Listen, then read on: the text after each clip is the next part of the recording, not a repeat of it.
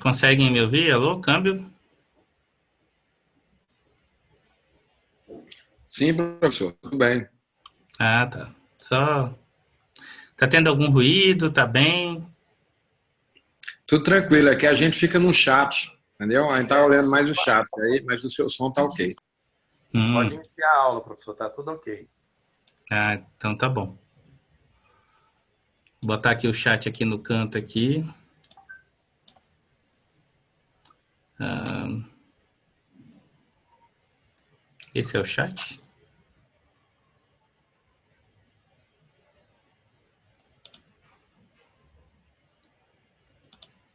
Ah, esse é o chat. Achei que era o chat e não era.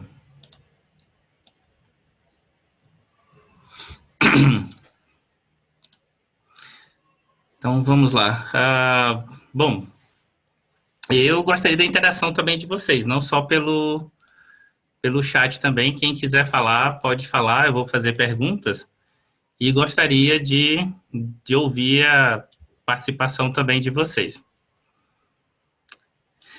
Então, eu sou o professor João Cronenberg, ah, trabalho na área principalmente na área de desenvolvimento, mas eu gosto muito dessa área também de segurança. Já participei de vários projetos, né, dessa área de segurança. É uma área assim que todas as áreas precisa se preocupar com isso e precisa atuar nessa área de gestão de segurança de informação. Ah, é interessante que as pessoas não dão o devido valor a essa área de segurança. Acho que é um mal um pouco do brasileiro, né, que só se preocupa quando a casa pega fogo, né? Quando o ladrão entra, né? Quando acontece essas coisas é que o brasileiro normalmente pensa em se preocupar. Mas eu gosto muito assim da gente ver, porque se a gente consegue, se nós conseguimos ter essa percepção da segurança, ter a percepção das coisas que vão causar riscos, né, problemas, ameaças, né, prejuízos, que é uma das coisas piores que pode ter, vários tipos de prejuízos. Então, precisamos nos preocupar com essa área de segurança. E eu quero fazer aqui a nossa, com base de perguntas e ouvir o que vocês pensam, né? E um voluntário vai lá e responde e vamos debatendo e aprendendo aqui. Então, instigando aqui vocês, a primeira pergunta que eu gostaria de perguntar para vocês, o que é segurança? O que vocês pensam que é uma coisa, quando vocês pensam assim, segurança, segurança é o quê? Quem gostaria de falar?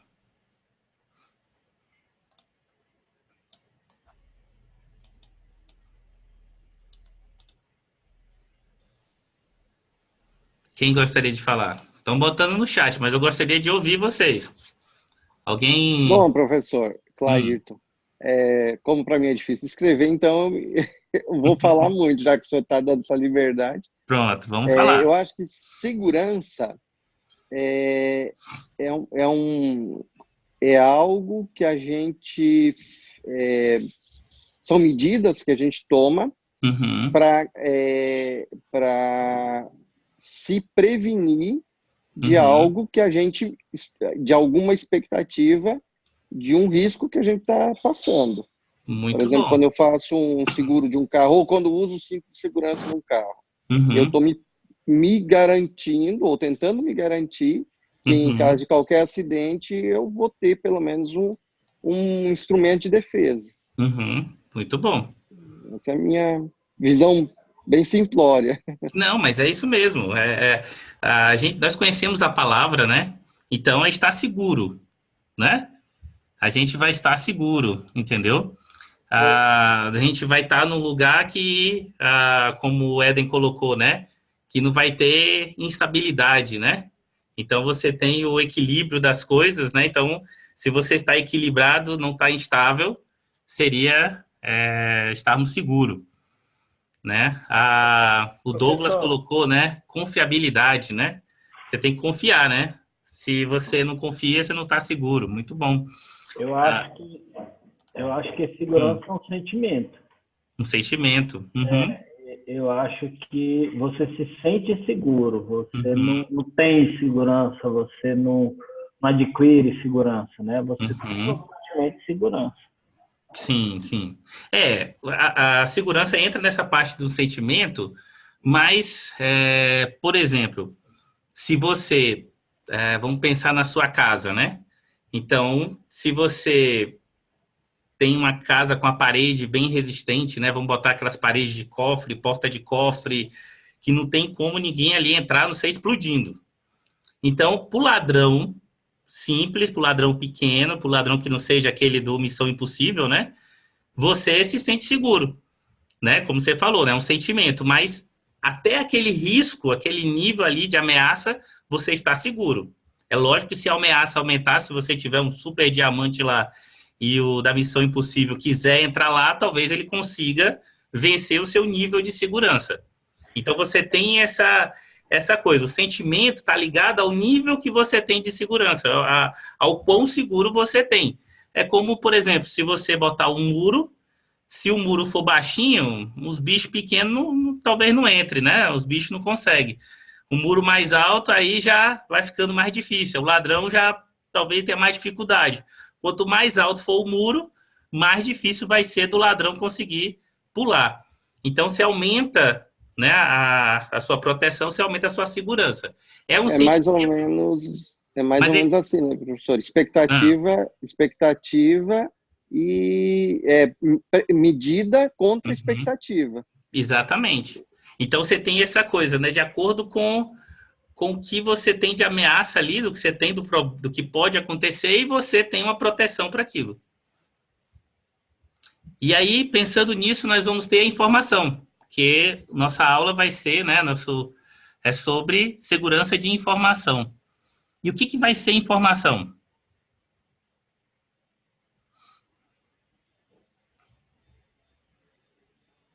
Informação? Alguém tem alguma informação sobre informação? Professor, a informação é um conjunto de dados, né, que vai gerar isso.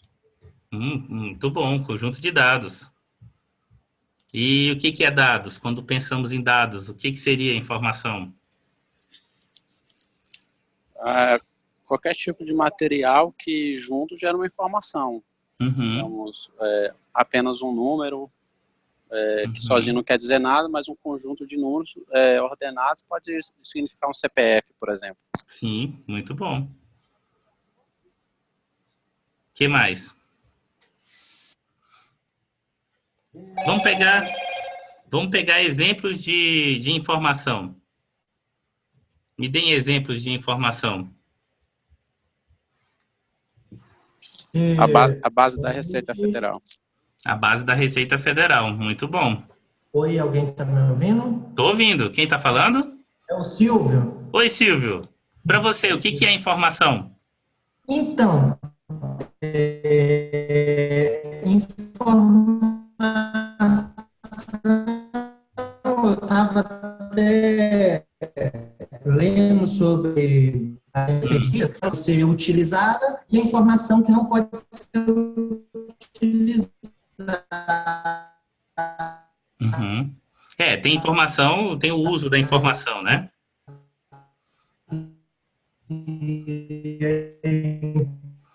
O seu áudio tá ruim.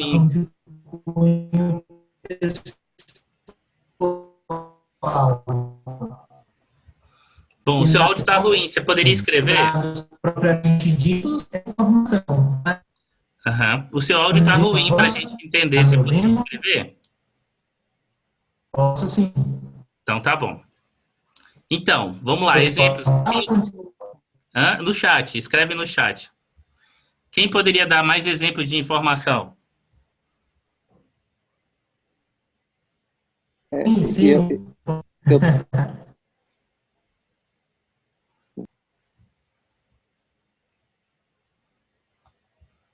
Resultados da pesquisa do IBGE. Muito bom. Base de dados, banco de dados, sistema. Nós estamos pensando em sistema. E se a gente tirar de sistema? Tirando da parte de sistema, de informática, tem coisas que seriam informações? Manual de instruções, muito bom. Um livro, verdade, um livro é informação. Um quadro é um quadro de pintura, né? Ou um quadro de alguma coisa. Jornal. Ah, agora, nossa, escrevendo, vocês escrevem bastante, hein? Conjunto de dados gerados, censo do IBGE, muito bom. Então, quando a gente pensa em informação, remédio, bula de remédio, registro do remédio, um jornal, nossa, uma troca de conversa, verdade, ó. Uma conversa que nós estamos tendo com uma pessoa é informação, né? Etiqueta da roupa, resultado do exame, muito bom. Nossa, gostei da participação de vocês. E aí, trazendo aqui uma definição que está lá na ISO, né? Para nós podermos lermos aqui, né? Então, informação é um ativo que, como qualquer outro ativo importante, é essencial para os negócios de uma organização e, consequentemente, necessita de ser adequadamente protegido. Então, primeira coisa que a gente pensa quando a gente pensa em informação, ela é um ativo. Então, quando a gente fala em segurança da informação, é informação, como vocês falaram, mas aí nós entramos o quê? Nas informações que são relevantes para a empresa, que são importantes para a empresa. Professor. E aí isso nós vamos chamar de ativo. É semelhante na contabilidade, né? Quando a gente compra um bem, né? Um computador, um carro, um prédio, cadeiras, qualquer coisa que a gente compra para uma empresa, ela chama isso de ativo, né? Ou seja, aquilo que tem valor para a empresa, né? Que vale alguma coisa ali para a empresa. Professor, tem alguma coisa cobrindo a imagem aí dos slides, é a sua. Ah, tá. Foi o chat. Eu fui tirar o chat um pouco da frente e ele entrou na frente. Okay. Então, aí, então a informação é o que tem valor, né? Não a informação, mas a informação, a com letra maiúscula, né? A informação, entendeu? Com o artigo que nós vamos cuidar, que vai ter segurança, é aquela que tem valor para a empresa.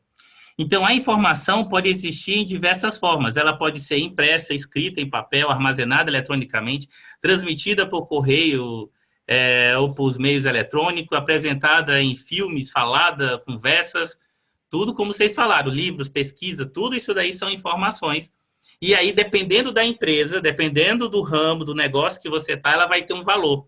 E aí, esse valor faz ela ser uma informação, né? Ser a informação. Então, por isso que a segurança da informação, ou seja, a informação que tem valor para a empresa. Seja qual for a forma de apresentar ou o meio através do qual a informação seja compartilhada ou armazenada, quando falar em banco de dados, né, a forma de armazenar. Entendeu? Então, ela pode estar no banco de dados ou pode estar impressa, de qualquer jeito. Ela, seja qual for, é recomendado que ela seja sempre protegida adequadamente. Então, a informação, às vezes a gente pensa só no computador, mas não é. A informação tem que ser protegida, né? E aí vamos pensar, né? O que seria essa proteção da informação? É interessante que, às vezes, a gente pensa só no meio, na forma que vai dar. Por exemplo, um exemplo para vocês entenderem. Por exemplo, eu tenho um cara de TI, eu sou o cara lá, né, de TI, ou sou um gerente de segurança de informação da empresa, normalmente o cara de TI faz um pouco disso. Aí o pensamento é, o e-mail tem que ser criptografado. E aí você chega para o dono da empresa e, olha, nós precisamos de comprar tal software, precisamos disso, num computador assim, assado, para poder proteger o e-mail, para os e-mails serem todos criptografados e protegidos. Mas o dono da empresa diz, mas eu quase nem uso e-mail. Meu e-mail só uso para poder ler as propagandas e coisas que me mandam. E quando você tem alguma reunião, como é que o senhor faz? Quando eu tenho uma reunião, alguma informação, eu chamo, vou para uma sala, converso com todo mundo lá e decido as coisas. Então, é interessante que o e-mail não contém, né, informações que são importantes para o dono da empresa. No e-mail não tem nada que seja relevante ou de valor para ele. Agora, na sala de reunião, em que ele faz as reuniões para tomar decisões, onde ele conversa com os gerentes, onde ele planeja as coisas, aquela sala, ela é importante. O que fala naquela sala é importante. Então, o que vai acontecer? Colocar segurança ou colocar mecanismo de criptografia no e-mail não interessa, não tem valor para aquele dono da empresa. Mas, se você colocar um mecanismo que ninguém possa grampear lá a sala, possa proteger a sala para que não tenha nenhuma conversa, né, que possa botar algum equipamento de espionagem, né, que possa gravar ou alguma coisa assim, um simples celular que a pessoa pode deixar lá gravando e gravar conversas e pegar informações, então já seja algo importante para ele, que é uma informação que tem que ter segurança lá dentro. Então, vocês entendem que quando a gente tem que entender o valor da informação para poder a gente pensar na segurança dela. Consegue entender isso? Todos que entenderam, coloca assim, isso. Aí eu pergunto para vocês, qual seria um outro exemplo? Por exemplo, pensando numa situação que vocês já passaram, onde tem informações que são relevantes e informações que não são relevantes. Como eu dei esse exemplo, para esse dono da empresa, o e-mail dele não tem informação importante para ele. Só de um diretor responder que usa um e-mail apenas para ler propaganda, é super necessário incluir um sistema anti-spam e anti-malware. Ah, verdade, muito bom. Aí, no caso, protegendo, né, de ataques, verdade. É uma proteção. Eu estou vendo, professor, o pessoal usando muito o WhatsApp para trocar informações importantes para o negócio em WhatsApp. Sim. E normalmente é um meio que não se tem controle da informação que trafega. Verdade. Então, por exemplo, a gente tem até... não foi o WhatsApp, né? Foi o Telegram, né? Mas o hacker lá que atacou o ministro, né? O ministro Sérgio Moro, ele utilizou o Intercept. Então, você sabia que Intercept é o site que divulgou, né? O hacker é russo, eu acho, sei lá de onde ele é. Então, é interessante que ele usou o Telegram, né? Para poder conseguir as informações de conversa entre eles através do Telegram.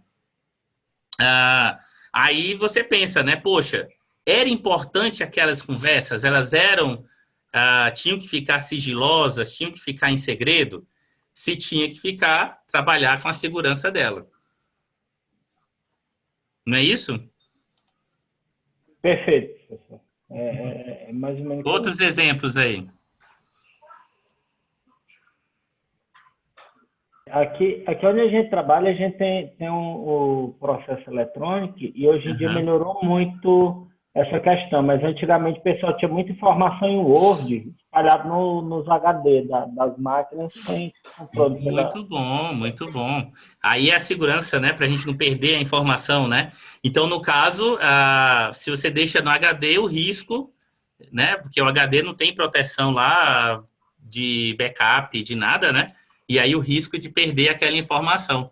Muito bom. Bom, bem lembrado essa parte, né, de trazer...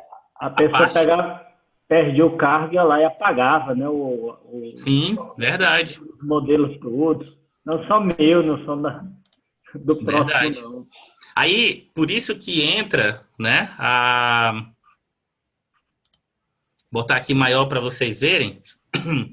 Por isso que entra a segurança da informação com 3 pilares.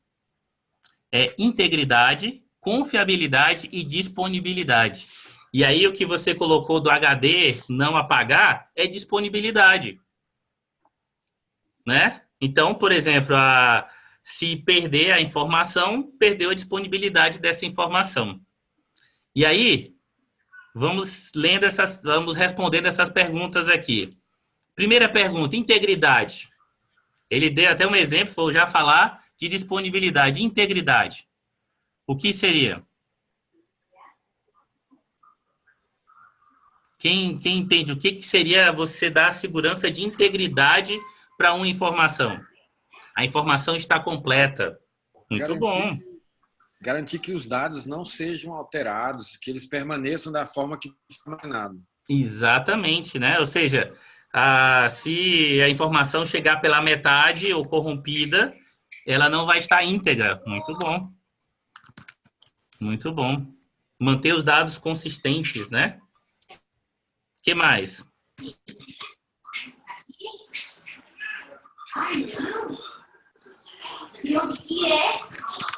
Alô? Tem alguém aí com áudio da família aí? Quem está com o áudio ligado da família aí? Eu acho que a integridade, professor, também tem a ver com se a mesma informação em todos os locais, né? Se eu falo que vendi 1.000 no meu setor, o outro setor tem que saber que a venda foi 1.000, o outro 1.000, não é 1.000 o meu, 1.000 do outro, 1.000... Eu acho venda que esse... global, né? Será que esse não encaixa mais no outro pilar, que é da disponibilidade? Está disponível para todos? Porque acho que você quer que todos tenham a informação, né? Todos têm a mesma informação, né? A mesma, né? Então, verdade. Se chegar diferente, se para um departamento chega de um jeito e para outro chega de outro, a integridade não está certa, né? Muito bom. Então, olha só, vamos ver aqui algumas palavras aqui, ó. A integridade, né? O principal ataque é do homem no meio, né? Nessa figurinha, né? Ou seja, ele pega a informação, altera e devolve a informação errada. Então, uma informação que está com integridade, ela vai ser uma informação que está completa, está correta, está precisa, né? Que ela está válida, né? Porque às vezes ela perde a validade, aquela informação, fica obsoleta, né? Então, ela tem que estar válida ali. Verificável, né? Você tem que poder checar aquela informação ali. Autêntica, né? Que realmente vem da fonte correta, que não tá. E tem ainda o não repúdio, né? Ela ser irrefutável, né? Será que uma informação precisa ser irrefutável? O que vocês acham? Uma informação precisa ser irrefutável? Acho que sim, professor. Sim, tem que ser, né? Depois que você dá informação, alguém toma uma decisão baseada nela, você não pode virar e falar assim, não foi bem isso que eu quis dizer. Exatamente. Por exemplo, vocês já viram um banco de dados, né? Sistemas, né? Que tem banco de dados lá que a senha não fica criptografada, codificada no banco de dados? Alguém já viu um banco de dados assim? Que você chega lá, tem o usuário e a senha, e se você olhar a senha, entendeu? Você consegue ver a senha da pessoa. Só na França que acontece isso. Só na França, né? Então, alguns até têm a criptografia, mas é a criptografia reversa, que o cara do TI lá, ou do sistema, consegue descriptografar e ver a senha da pessoa. Então, imagina só, um sistema em que a senha está lá, visível, ou essa senha ela pode ser reversível, né? Eu posso desfazer e ver, descriptografar e ver a senha. Ou seja, para os leigos, não vão entender aquela senha, mas para quem sabe descriptografar ela, consegue entender. Aí, o que acontece? Um gerente, um diretor, né? Alguém importante lá, vamos dizer, o diretor do comercial lá, é acusado de que fez algo errado lá, que autorizou uma coisa indevida. Ele autorizou uma coisa que prejudicou a empresa, né? E aí, no sistema aparece lá que foi ele que fez. Tá lá os logs do sistema que foi o usuário dele que fez. Aí pergunta para ele, você passou sua senha para alguém? Ele, não passei para ninguém. Então foi você. Não, mas não foi eu. Não, mas aqui, tá os logs do sistema. Você disse que não passou a senha para ninguém. E o sistema está dizendo aqui que o log é você. Então, será que tem como ter não repúdio dessa informação? Antigamente, a Netflix passava o usuário e a senha na rede sem criptografia. Se você tivesse em uma rede pública e usasse um programa de interceptar os pacotes, identificava os registros de autenticação para a Netflix. Você tinha acesso à conta. Tá vendo?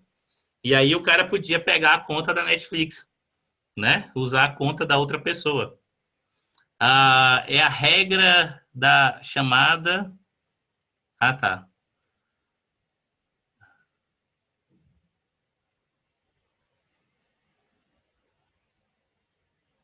Não entendi. Tá. Então, é importante isso não repúdio. Então, é importante o mecanismo de garantia da informação lá. Se a pessoa diz que não foi ela, você diz, não, foi você. Eu tenho como provar aqui e você não tem como refutar, né? Você se esquivar dessa informação. Então, isso é importante ter essa garantia, né, dessa informação. Confidencialidade. Professor, Oi.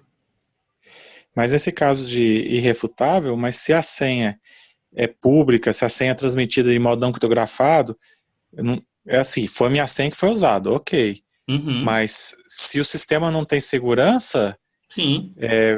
Eu posso dizer que foi aquela senha que foi usada, mas não quer dizer que fui eu que usei. Exatamente, porque aquela informação, ela não é irrefutável. Por isso que a segurança tem que cuidar para que o sistema faça um mecanismo que fique irrefutável, que a pessoa não possa se esquivar. Como você falou, se a senha fica vazada, se a senha é aberta, você pode dizer, não foi eu, mesmo tendo sido, mas aí você não... Quem está cuidando da informação não pode garantir que foi aquela pessoa. Mas hoje, que a gente tem tanta ferramenta para capturar a senha da pessoa, tanto site falso para capturar a senha da pessoa, por mais que a pessoa seja correta, às vezes, e por mais que o sistema seja irrefutável, talvez não seja culpa dela, né? O sistema seja perfeito, mas não seja culpa dela. Então, mas vamos lá. Eu vou te dar um sistema em que você vai utilizar um token, entendeu? De criptografia. Vamos pegar esses tokens de A3. Vocês conhecem os tokens de A3? Conhecem? Todo mundo conhece, né? E aí, eu Sim. só aceito você se conectar se você estiver usando um token desse de A3, entendeu? Onde você vai assinar e criptografar a informação para autenticar comigo. Então, se você disser que alguém pegou o seu token e a senha do seu token e usou para acessar o sistema, será? Foi culpa de quem, então? Tem como alguém, sabe, facilmente, vamos dizer assim, né, quebrar um token desse? Vamos botar um token desses mais novo, né? Porque os antigos já está ficando fácil já quase de quebrar.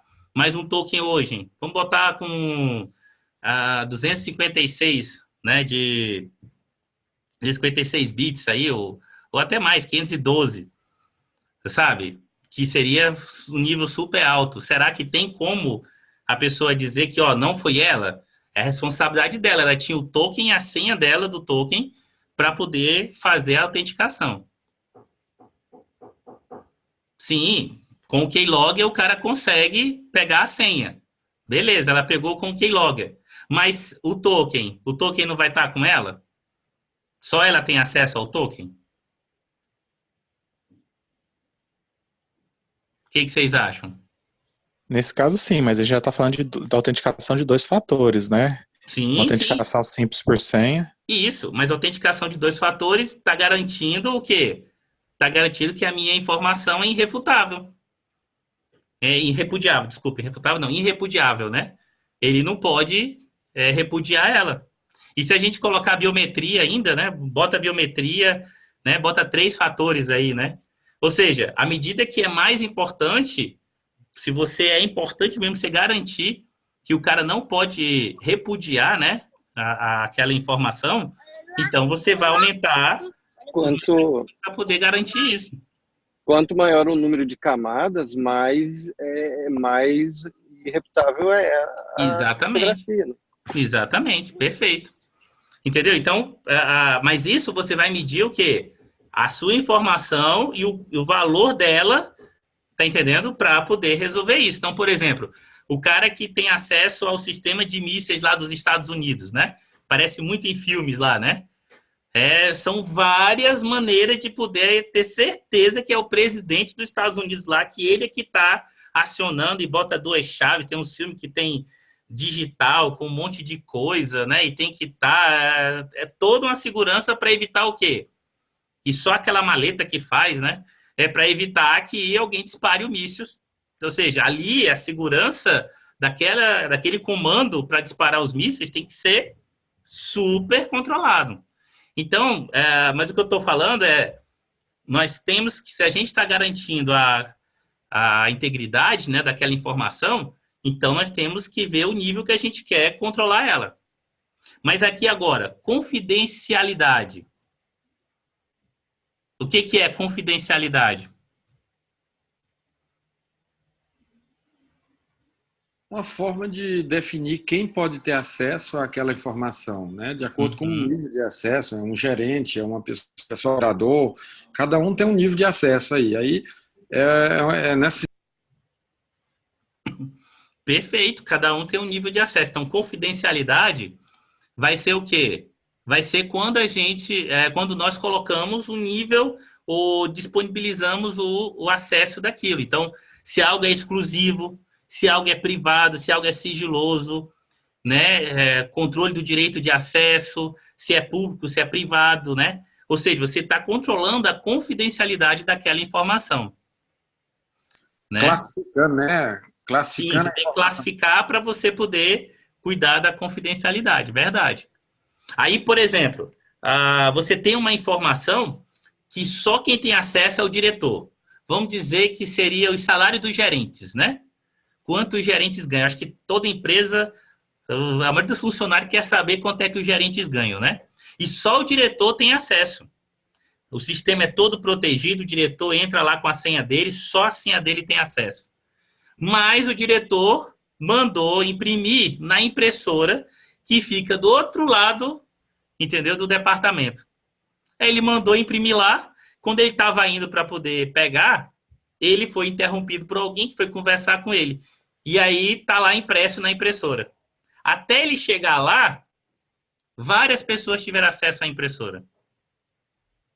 Então, será que ficou confidencial aquela informação? O que vocês acham?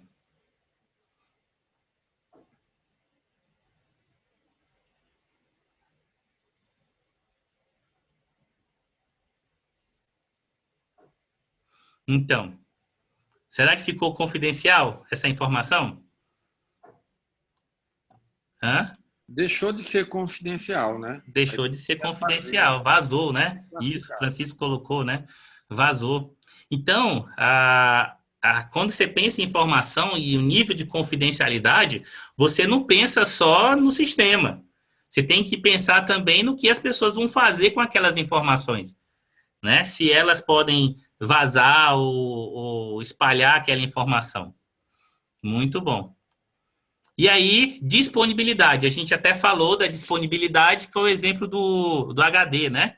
Deixar os arquivos no HD, arquivos importantes, né? Deixar no HD, o HD estragar, pifar, que acontece, e aí perde as informações. O que mais? Mas tem a ver também com quem tem que acessar aquela informação, ela esteja disponível para ela. Perfeito, também. Né? Porque quando você pensa que o HD estragou, a pessoa que teria acesso não está tendo mais acesso. Não está disponível para ela. Muito bom. Mas também, por exemplo, se tinha que fazer um anúncio de descontos, né? Vamos dizer, a empresa lá ia promover descontos, ia ter que fazer um comercial, ia ter que fazer a propaganda lá, e aí a informação demorou para poder chegar, atrasou, não deu tempo de lançar o comercial e a informação não foi no ar. E aí o comercial não foi disponibilizado. Ou seja, uma informação que por algum motivo atrasou e não chegou lá direito, não estava disponível para poder chegar. Outra coisa é os departamentos, né? Às vezes as informações que tem que estar com todos os departamentos, mas só fica preso em um departamento, não fica disponível para o outro. Né? Então, nós temos várias situações que a segurança tem que se preocupar com a disponibilidade. Uma internet que não está funcionando, seria uma informação não disponível? Será que uma internet não funcionando? Ou como o colega que estava com áudio ruim, né? Ele mandou uma informação para nós e a informação não chegou. É uma informação que nós perdemos, né? Que não estava disponível para nós?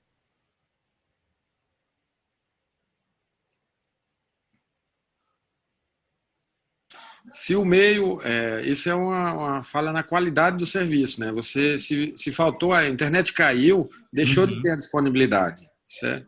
Sim. Por exemplo, se a internet não é tão importante e ela cair, talvez não seja um problema de segurança, né? Não tem problema. Mas, por exemplo, para emissão de nota fiscal hoje, entendeu? Tá ficando cada vez mais difícil você emitir nota fiscal sem internet, né? Então, a contingência tá ficando assim mais limitada e tal. Então, você não pode ficar muito tempo sem internet. Mesmo podendo emitir a nota fiscal em contingência, mas se você não tiver internet por muito tempo, você não vai poder emitir mais nota fiscal.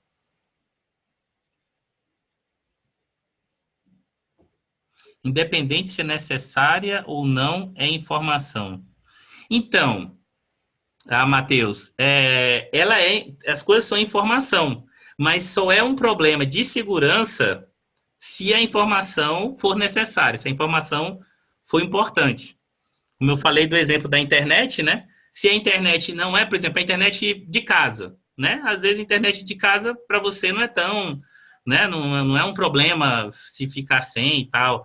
Mas a do trabalho, geralmente quando precisa para trabalhar, né? Ou se você está em casa trabalhando, ali naquele momento a internet é importante.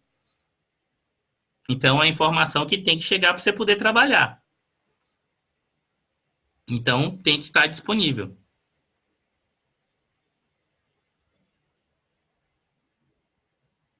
Então, importante, Sádila, importante é o dado.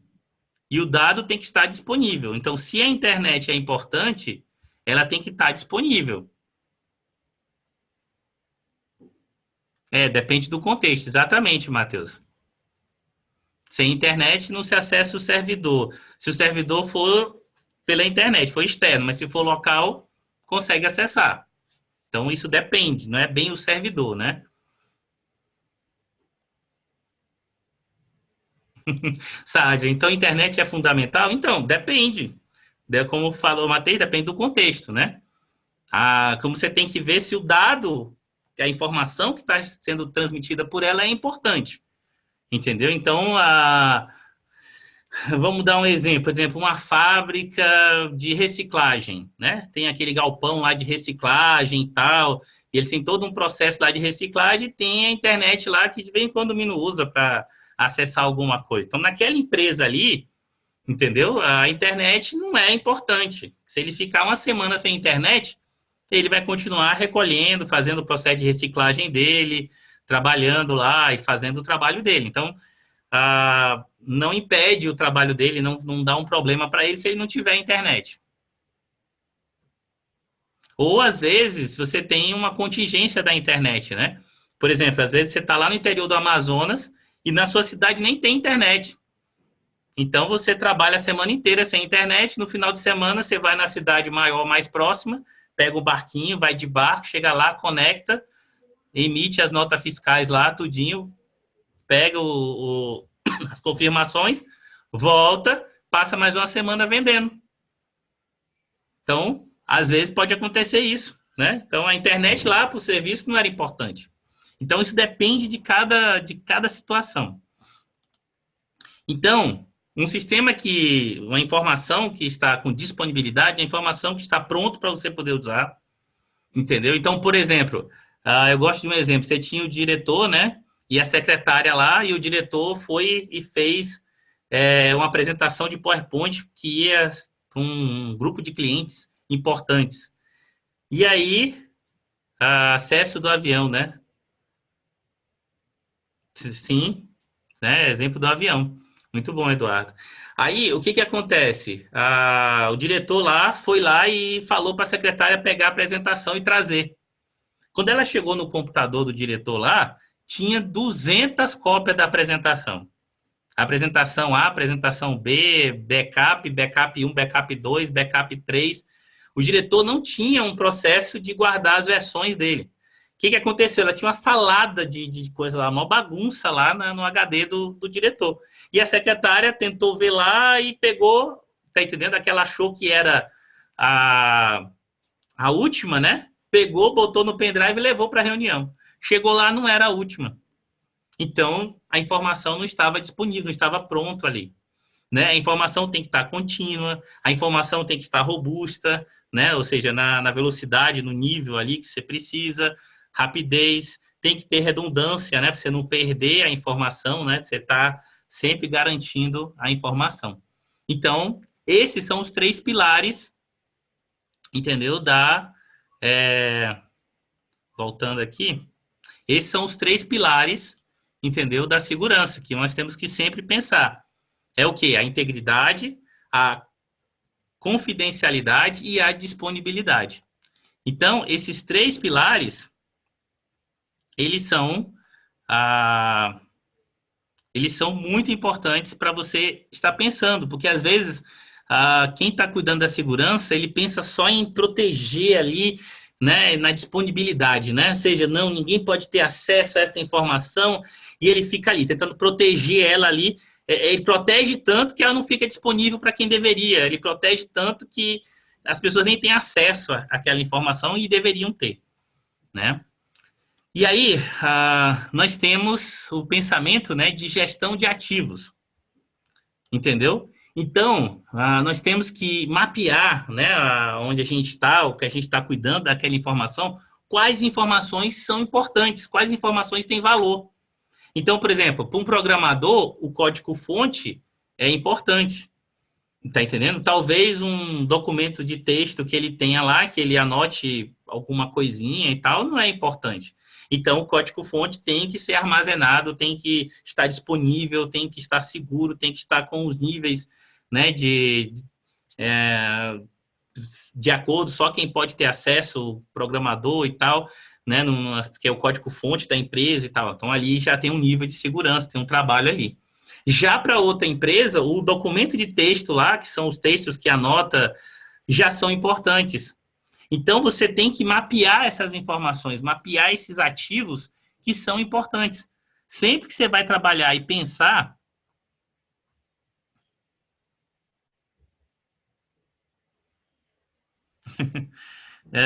ativo... se não for compreendido como despesa. Então, nesse caso aqui, o termo ativo é aquilo que tem valor para a empresa, né? Ou para a equipe, né? Então, por exemplo, programas de computador são ativos? São ativos programas de computador? O que vocês acham?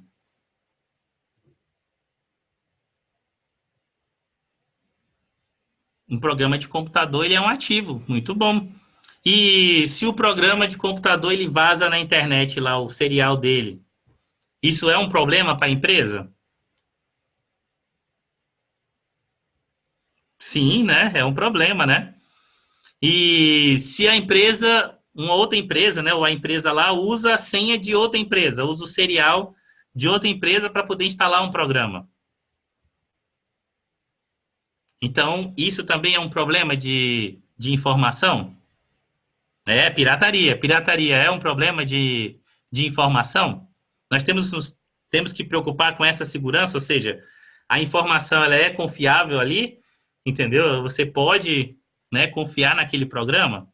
Não é nem falando de ter backdoor, né, ou algum malware lá escondido no programa. Só o fato da simples ilegalidade trabalhando em cima do programa.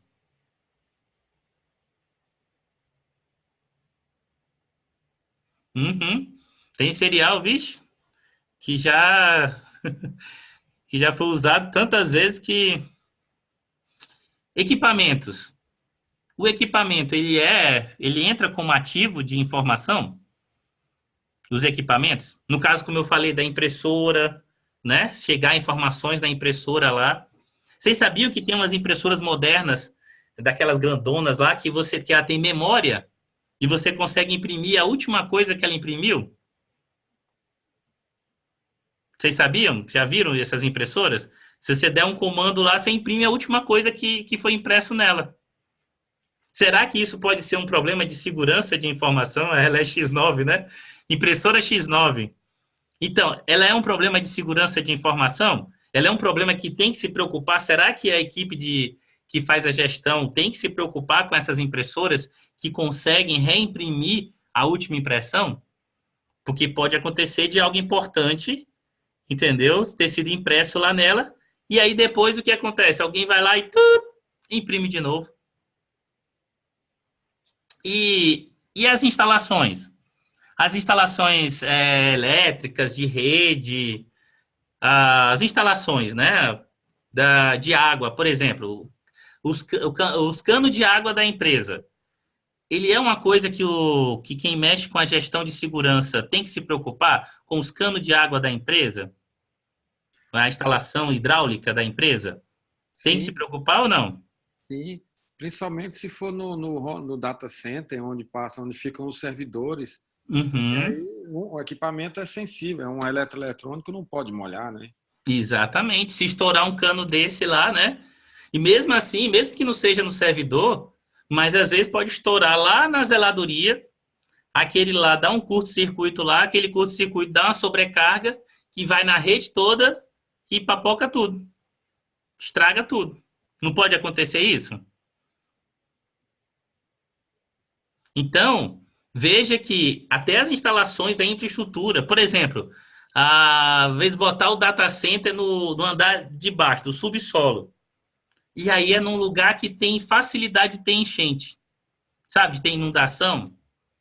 Será que dá para dar errado lá e entrar água dentro do servidor lá, e inundar lá, deixar dentro de uma piscina o servidor? Nada pode dar errado, né, Diogo? Então, pessoas temos que nos preocupar, elas são ativos de informações? Será que pessoas são?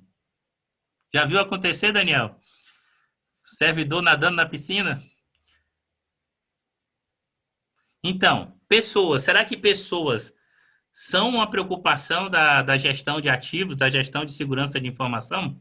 Será que a gente tem que se preocupar com as pessoas? O que vocês acham? Me dê aí. Sim, professor. Inclusive, os princípios de compliance, toda a parte de compliance envolve pessoas, né? Uhum. Então, e aí as pessoas a gente ataca, inclusive eu entendo como sendo algo mais complexo de se garantir a segurança da informação. Sim. Quando a gente trata com pessoas, porque eu envolvo princípios, essas pessoas envolvidas, elas têm que ter um nível de princípios que entenda os princípios da instituição. Uhum. E até onde elas podem ir ou não. É um pouco mais complexo ainda do que eu entendo que quando a gente envolve outros modelos, né? Sim, porque foge mais do nosso controle, né? Exatamente. Até agora ali, do controle. Programas de computador, equipamento, tudo a gente tem controle, né? Exatamente. As pessoas, a gente já pensa que não tem controle, né? Ou, na verdade, é mais difícil de você ter domínio sobre esses controles, né? Sobre esses ativos. Exatamente. Como o Eduardo falou, né? Tem engenharia social aí que consegue, né, fazer estragos, né? E exatamente. Aí, por último aqui, ó, imagem e a reputação da empresa. A imagem, quando eu digo imagem, né, é assim, a imagem como a empresa ela é vista, né? Como eles pensam nela. E a reputação da empresa, né?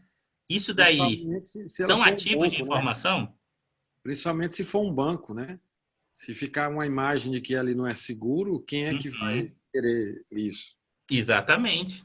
Então, a imagem também, né? Ou seja, a segurança da informação tem que se preocupar com a imagem, com a reputação. Isso dependendo da empresa, né? Como eu falei. Mas se a imagem é uma coisa importante, como você deu o exemplo do banco, tem que se preocupar para a imagem não ficar ruim. Ou, se tiver um problema, né? A gente vai já ver, tem que conseguir amenizar aquilo.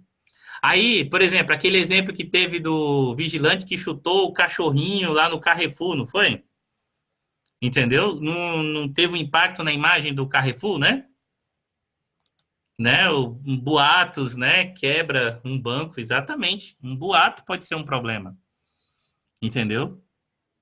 Então, ou seja, tudo isso, quem vai se preocupar com a gestão da informação, que vai gerir os ativos, tem que pensar nisso e ver a importância de cada um. E aí, eu gostei muito dessa frase aqui de Heráclito, né? Que a única coisa que não muda é que tudo muda. Então, as coisas mudam, as coisas, elas sofrem mudanças, sofrem alterações.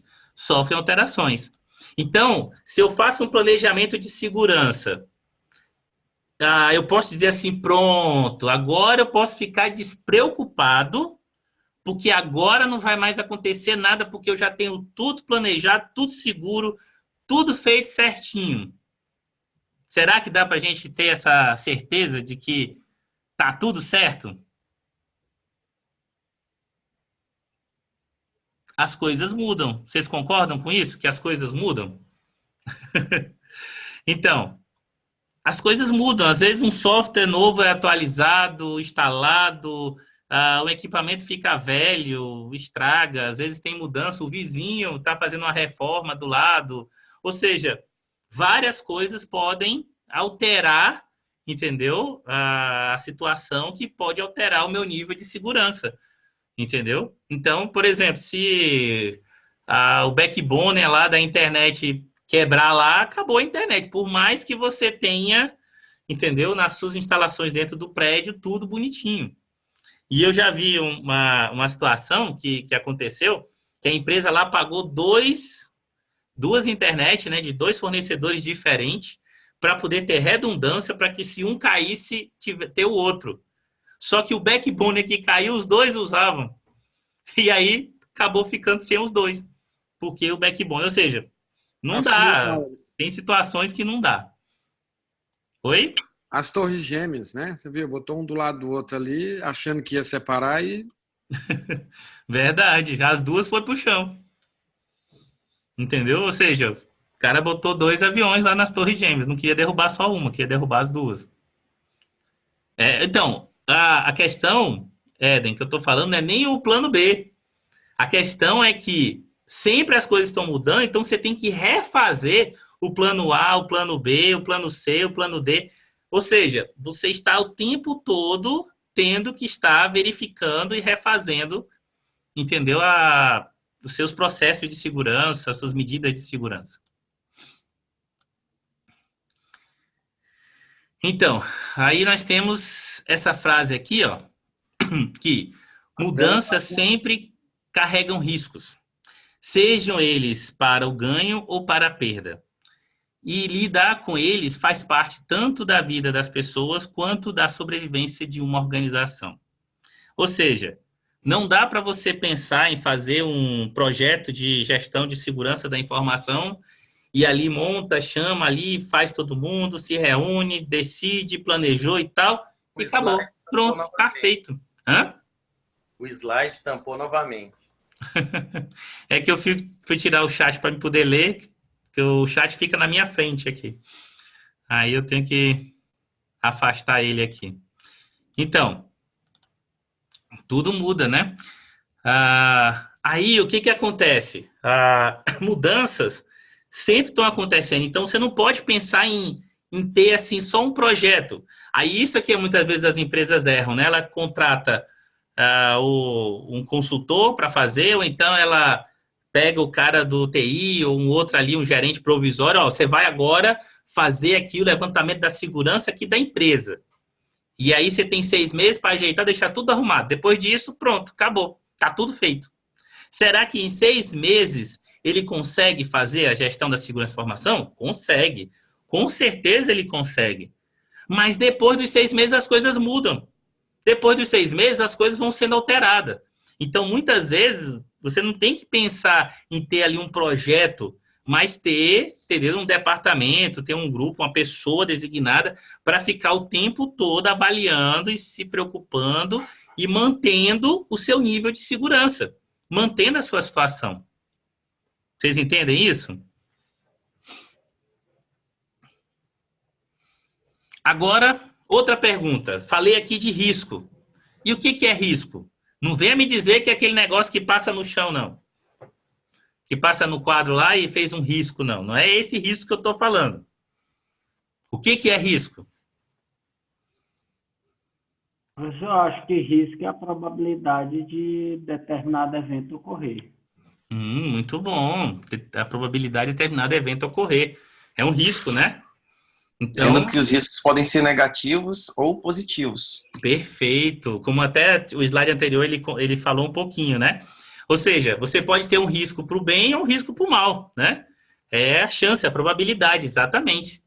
Entendeu? A probabilidade daquele evento ocorrer, é o risco, né? Então, vamos pegar essa seguinte situação aqui, ó. Nós temos o ladrão, entendeu? Que o ladrão, né, que vai roubar, ele é o quê? Uma ameaça, certo? E aí nós temos o quê? Nós temos a porta aberta, por exemplo, ou uma porta que é fraca, com a fechadura fácil de abrir, ou vidro, sei lá, uma segurança ali da porta que é simples. Ou seja, essa porta ela é vulnerável, ela está com vulnerabilidade. Então, o risco do ladrão entrar na casa e de roubar os valores, ele aumenta. Por quê? Porque quando você tem uma ameaça, que você não tem você tem vulnerabilidades para aquela ameaça, você tem o risco. Então, vai aumentando em relação a isso. Então, se você consegue diminuir as suas vulnerabilidades, diminuir, né, a probabilidade daquilo acontecer, né, da ameaça acontecer, então você diminui o risco. Consegue entender isso?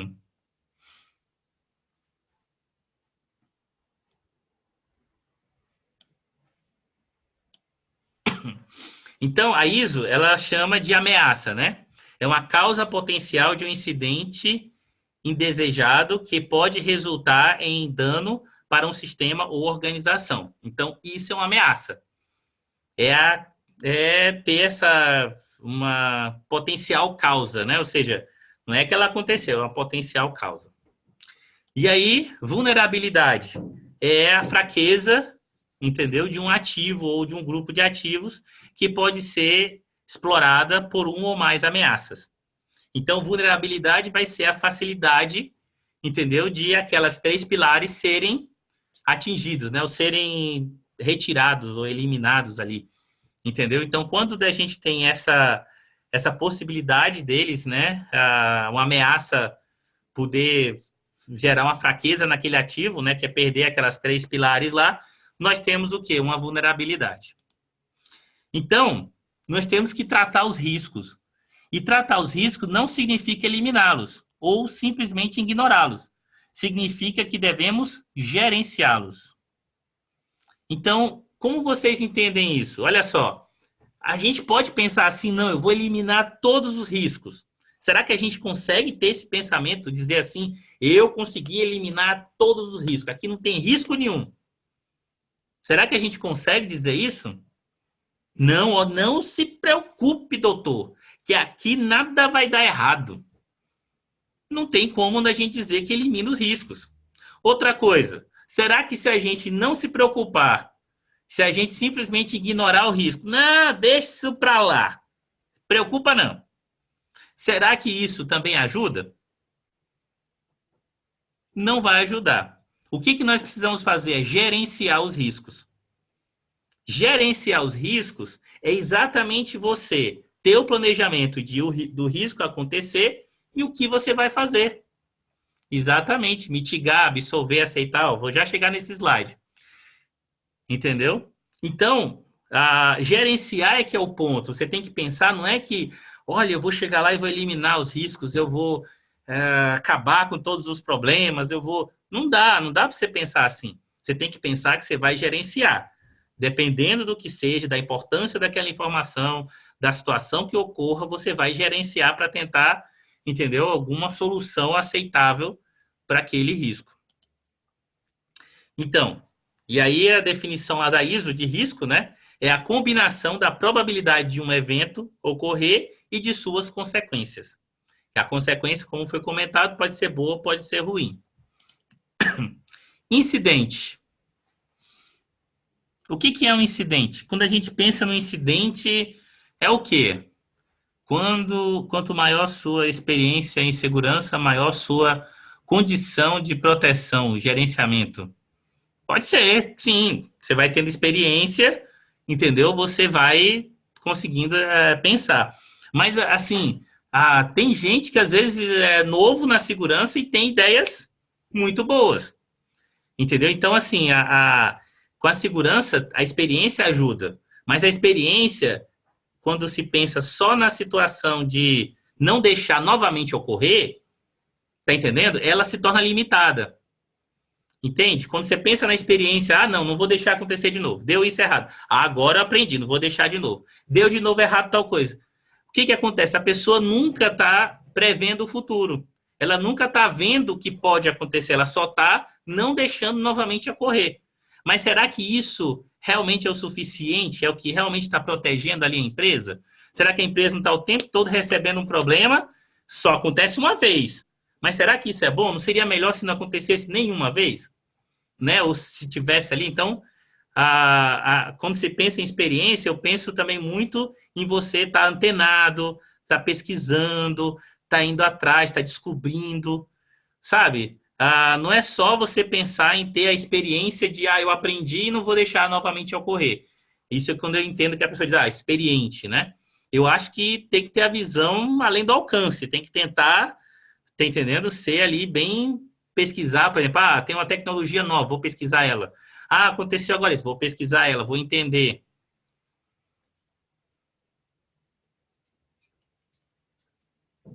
Sim, experiência é capacidade dinâmica. Mas quando se pensa em experiência, pensa em você já passou por aquilo, né? Já passou por aquilo e você já sabe o que fazer.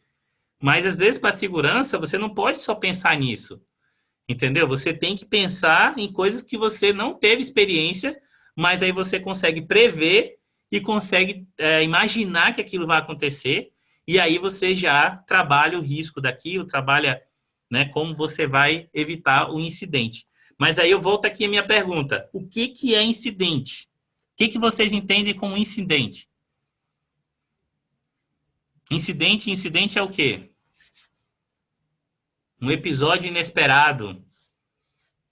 Mas se eu tinha meu planejamento de risco e ele aconteceu, seria inesperado?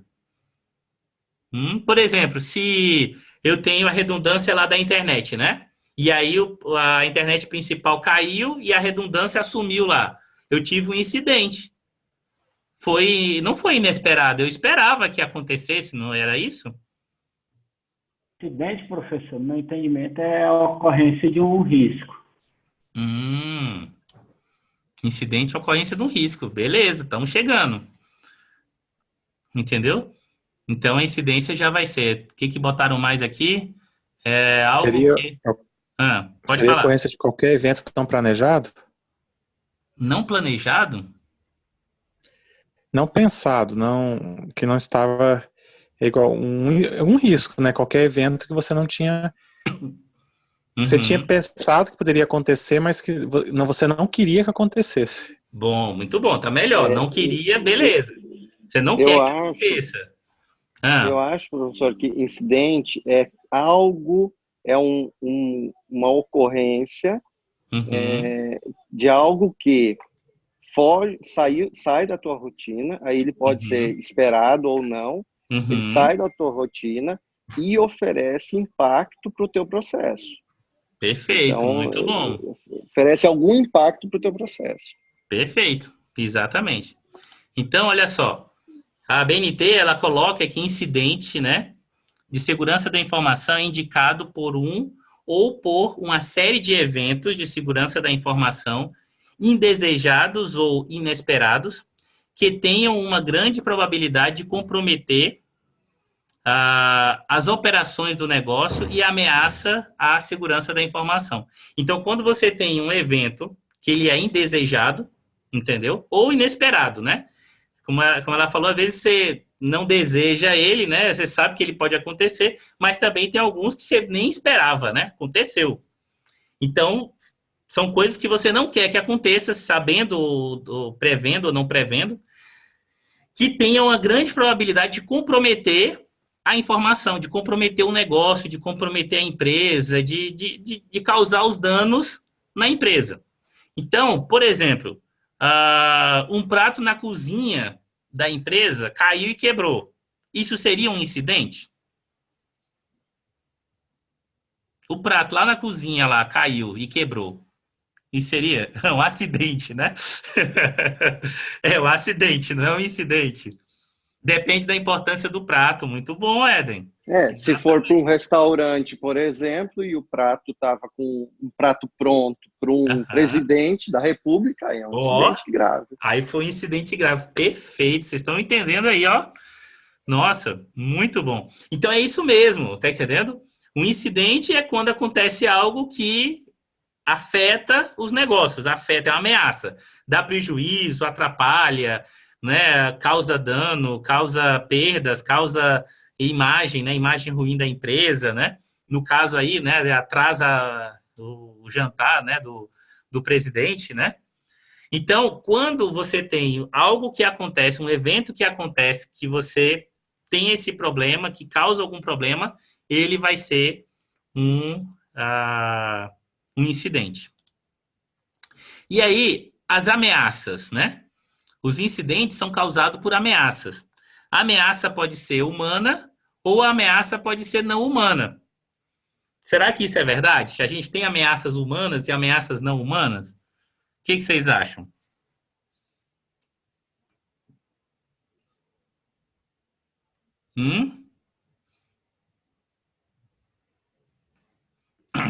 Quem me dá um exemplo de ameaça humana? Ameaça humana? Um assalto. O Douglas colocou inseto. Qual é? Inseto é ameaça humana ou não humana? Não humana. Não humana, né? Um meteoro que cai, por exemplo. Um meteoro que cai, né? A enchente, né? É uma ameaça não humana. Um tsunami. Chuta um servidor que não está dentro de uma sala, de um data center. Não adianta a segurança dele lá. Sim. O Douglas colocou ratos lá no servidor que vão roer, né? A própria expressão bug, né? Bug significa insetos, né? Que os insetos antigamente entravam lá e dava curto no computador e era um bug. Tinha que entrar no computador para limpar lá. Então, temos essas ameaças não humanas, né? E as ameaças humanas? Qual seria um exemplo de ameaça humana? Alguém falou hacker, né? Mas será que só é hacker? Todo mundo está pensando só lá no hacker lá do ministro Sérgio Moro? Será que não tem outras ameaças humanas? Ó. Funcionário insatisfeito. Usuário, né? Funcionário insatisfeito. Muito bom. Usuário. Um atentado, um assalto. Um atentado, um assalto. Por exemplo, o filho do gerente do TI, que leva lá o filho lá para ficar lá no TI com ele, e aí ele tá lá com o filho pequeno, né? E de repente chamam ele para resolver um problema e ele deixa o filho lá no TI. Será que o filho dele lá no TI é uma ameaça humana? O que vocês acham? Principalmente se ele estiver dentro do data center, puxar a tomada aí. Se ele estiver dentro do data center, puxar a tomada, ó, foi uma ameaça humana. Exatamente.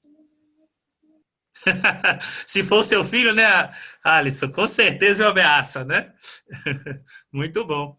Então, nós temos vários tipos de ameaça, né, que podem ocorrer, que podem ser humanas e não humanas. E então, às vezes a pessoa se preocupa só com as humanas, né?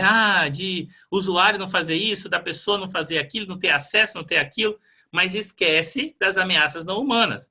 Um computador velho pode ser uma ameaça não humana. O computador velho não tem um risco maior de apresentar um incidente, né, de uma vulnerabilidade dele por estar velho, sujo ou com alguma coisa, e aí parar e atrapalhar o trabalho, entendeu? Talvez do caixa. Imagina, o computador do caixa dá pau lá na empresa. O que vai acontecer se o computador do caixa der problema? O que vai acontecer? Será que não vai ficar sem vender? Né? A fila vai ficar grande, não vai faturar, vai gerar um monte de problema. Então, a pior máquina não pode ir para o caixa, se o caixa não pode parar. Tem que ter uma máquina suficiente do nível que mantenha o caixa funcionando. Né? Não pode interromper as atividades dele. Então, às vezes, a ameaça não é só humana, né?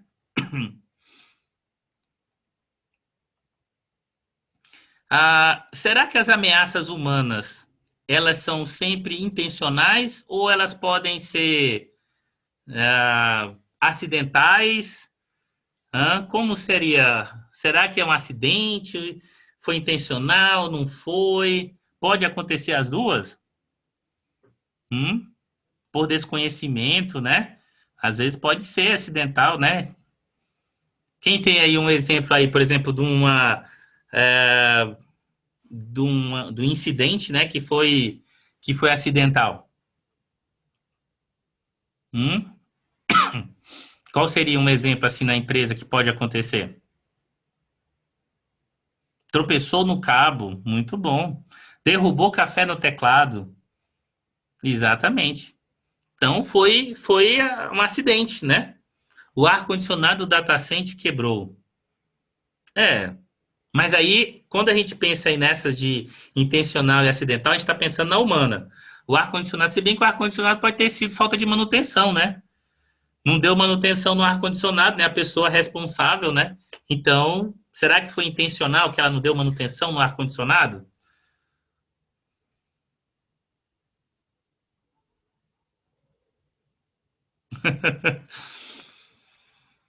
Deixar o usuário configurar alguma coisa. Francisco, você não confia nos usuários, Francisco?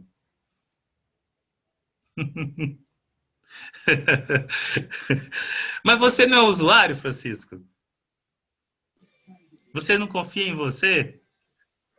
Imagine se ele tivesse um usuário cego, que nem eu. Quem falou? Usuário cego? Eu aqui, professor Clairton. Você é deficiente visual? Sou cego, olha no meu nick ali. Não entendi. Então, você é deficiente visual? Sim, sou cego. É 100% ou subnormal? 100%. 100%. Então você usa programa de acessibilidade, né? Leitor de tela. Leitor de tela. Hoje em dia tá ótimo isso, hein? Tá, a Apple salva o mundo dos cegos. Então, na época que eu aprendi Braille, né? Entendeu? Era bem mais difícil, mas hoje em dia já tá... Os deficientes visuais não querem mais nem aprender Braille. Pode falar cego, professor, só tem eu acho que eu sou bem tranquilo com isso. Bem tranquilo, né? Então tá bom. Eu leio, correto, né? Eu sou semi-analfabeto em Braille. Então eu também sou semi-analfabeto. Faz tempo eu já esqueci algumas coisas. Mas vamos lá. Então, muito prazer em conhecê-lo e saber. Admiro muito as pessoas que são deficientes visuais pela coragem que conseguem vencer muita coisa, que às vezes os que são videntes não conseguem. O termo vidente é quem enxerga, né? Então, vamos lá. Então, você tem coisas que são intencionais também. Por exemplo, o exemplo que o colega deu do funcionário insatisfeito. Ele pode fazer uma ameaça intencional, né? Não tem usuários maldosos, né? Não tem funcionário, tem pessoas que às vezes ficam com raiva e resolvem se vingar, né? Tem várias situações que pode acontecer. Então, temos que pensar nisso. Não podemos confiar ali e dizer assim, não, mas todo mundo é amigo, é funcionário, é colega. Regra é regra. Tem que estabelecer as regras, tem que fazer do jeito certo. Porque uma ameaça pode ser até intencional, né? E aí, a ameaça não humana aqui, ó. O data center aqui, ó. O que vocês acham, hein? Data center no porão lá e o negócio alagou. Olha só como é que ficou o negócio, olha. Não tá bonito aqui, né? O que vocês acham? Olha só. Não tem. A ameaça não humana pode provocar muitos problemas. E aí, qual o tratamento que a gente vai dar para o risco? Né? Então, nós temos um risco de acontecer aquele incidente, né, daquela ameaça, temos um risco e nós temos algumas ações que nós podemos pensar, entendeu? E em trabalhar. Aqui eu trouxe essas 4 aqui que nós podemos pensar. Então, primeira coisa que nós podemos pensar em evitar. Impedir que o incidente não se manifesta, né, de maneira crítica, né? Com risco crítico, certo? Então, se o risco é muito alto ali de acontecer, mas se o prejuízo, né, se o incidente vai causar um problema muito grande, às vezes você tem que tomar ações mesmo para poder impedir. Por exemplo, ali da água no servidor, entendeu? Não pode acontecer. Então, você tem que fazer mesmo uma caixa mesmo ali no servidor, num ambiente, botar lá no topo da empresa, não tão no topo, porque pode, se for não for de laje, né? Tem que pensar isso também, tem que ser de laje, para não ter, senão o telhado cai lá e também ataca o servidor. Aí pensa mesmo, para poder não acontecer. Mas isso se o problema for muito grave, se o prejuízo for grave. Mas se o prejuízo não for grave, entendeu? Então, você pode fazer o quê? Você pode modificar e reduzir ou neutralizar o dano. Por exemplo, o extintor de incêndio, como o bonequinho aí está segurando. O extintor de incêndio é para poder você não ter o incêndio ou é para você neutralizar o incêndio? Neutralizar. Então, quando se coloca o extintor de incêndio, você está pensando o quê? Você está pensando que se ocorrer o incêndio, você vai poder neutralizar. Então, se você bota a sala do servidor cheia de carpete, cortina, papel de parede, sei lá, sabe? Tem um monte de papel que você guarda lá também, com a mesa de madeira, com o estante de compensado, MDF, um monte de coisa lá, e tem toda uma fiação passando ao redor disso tudo. Será que ter esse horror de material inflamável dentro da sala do servidor aumenta o risco do incêndio? Aumenta o risco do incêndio. Aí você diz, não, mas eu boto um extintor de incêndio. Será que para o servidor e esse risco de incêndio, será que o melhor seria ter o extintor para você poder neutralizar? Ou seria melhor não ter todo esse risco de materiais inflamáveis para não ter o risco de incêndio? Então, às vezes, o melhor é você o quê? Evitar o risco, não deixar o risco acontecer. Mas, por exemplo, na sala de recepção, ter as cortinas, ter o sofá, ter aquelas coisas todas inflamáveis lá, e você ter o extintor guardado lá no canto, ali, se der um fogo ali, tudo bem, vai lá e apaga, estraga um pouco ali a sala e tal, mas assim, não é um problema grande. Então, você já aceita aquilo. Então, você tem que pensar naquele risco se você vai, entendeu? Se é um problema ou não. Por exemplo, na Netflix. Vamos dizer que aquele incidente na Netflix de mandar a senha aberta, né, foi um risco que ela aceitou. Se um usuário descobrir a senha do outro, ele vai tentar entrar, eu vou perceber que o outro está tentando entrar, eu bloqueio, mando a pessoa revalidar a autenticação dele por e-mail, por alguma outra forma, e pronto. Então, ela prefere o quê? Ela prefere reduzir ali o impacto, porque para ela o custo, para ela poder, sei lá, estou dando um exemplo, né? Estou chutando. Mas o custo para ela ter a segurança 100% da senha ali, entendeu? Para ela não era muito alto ali o custo para poder fazer aquilo. Então, às vezes, ela preferia o quê? Se der um problema, eu vou tentar neutralizar, vou tentar reduzir ele. Então, às vezes, o pensamento é esse. Às vezes, o pensamento não é de impedir mesmo, sabe? Porque o custo pode ser alto para poder impedir que aquilo aconteça. Outra coisa que você pode fazer é compartilhar o problema. Como é que a gente pode compartilhar? Se a gente faz o quê? Se a gente faz, por exemplo, um seguro. Entendeu? A gente está terceirizando o problema, né? O risco do problema, né? Então, se você tem um seguro e acontece aquilo, o seguro vai cobrir, você dividiu o peso, né? Dividiu a despesa daquilo, né? Do seu risco, né? O prejuízo daquilo, você dividiu, o seguro resolve aquilo. Então, se você tem seguros para o equipamento, né? E se por acaso estragar tudo lá e der problema, e para você não tem problema, vai lá, compra outro, substitui, o seguro cobre, pronto. Entendeu? Sabe? Então, às vezes, para você, para aquela empresa, para aquela situação, é aceitável ter um seguro que vai cobrir, ou você né, ter mais de um. Normalmente, esse de compartilhar é seguro. Eu não penso em outra ideia assim, não. Né? Normalmente, quando você coloca outro responsável ali, geralmente você estaria pagando já aquele custo ali de ter o terceiro para poder assumir com você. Mas pronto, mas também tem outro exemplo de você compartilhar, né, o risco.